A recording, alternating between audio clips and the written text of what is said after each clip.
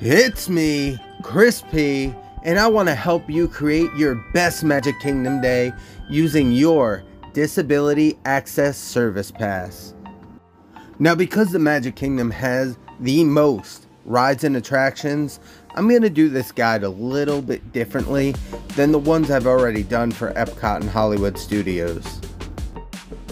There are just so many variables for a Magic Kingdom day, such as whether you're gonna start in Adventureland, Tomorrowland, or maybe just going straight through the castle into Fantasyland.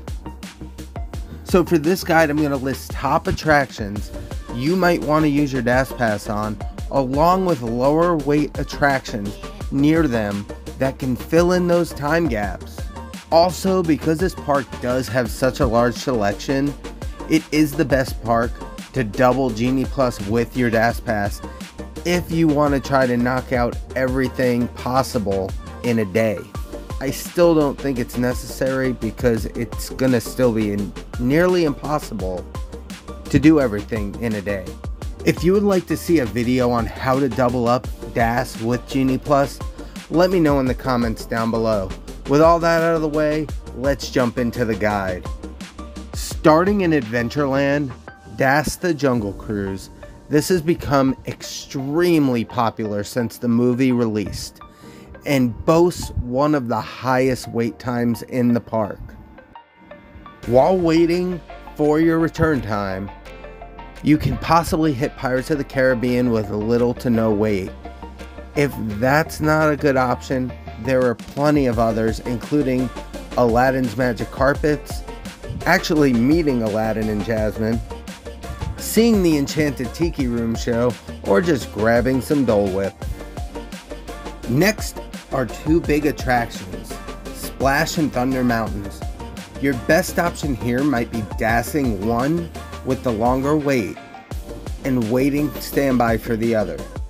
If both have long waits, you can explore Tom Sawyer's Island, which is very underrated in my opinion.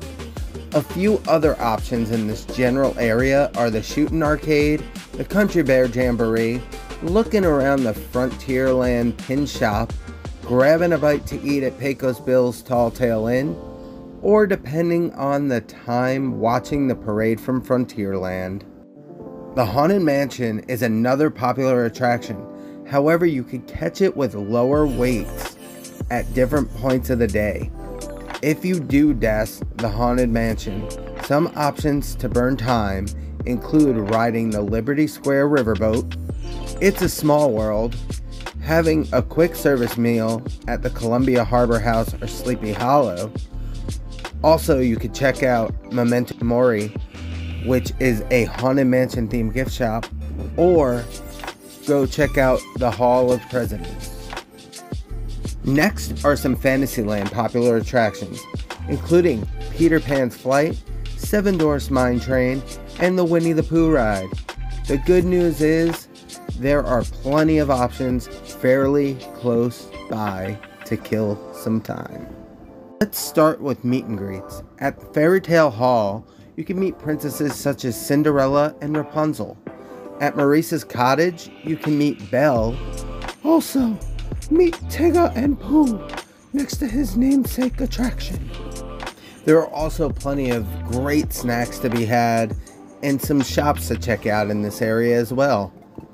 There's also Mickey's PhilharMagic, which is a great 3D show that includes some of the best Disney songs from popular Disney movies. On top of these things, there is a plethora of rides that are typically medium to low weights.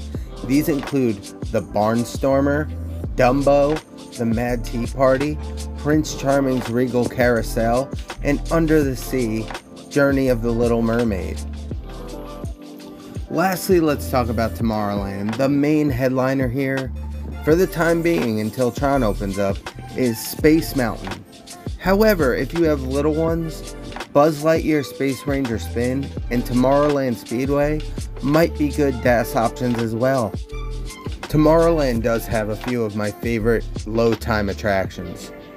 These include Monster Inc. Laugh Floor, Carousel of Progress, and the People Mover.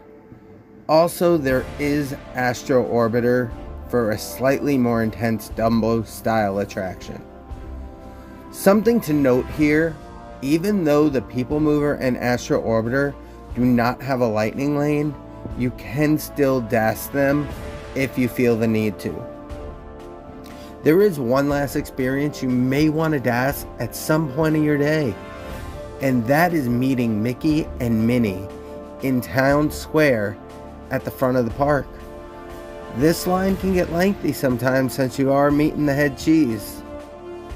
I hope this helps you figure out what the best attractions are for you to DAS, along with those things that you can do in between your return times. If you found this video helpful, share a little pixie dust with me, hit that like and subscribe button, and give that bell a little ring-a-ding-ding. Also, remember to keep a little magic in your everyday life.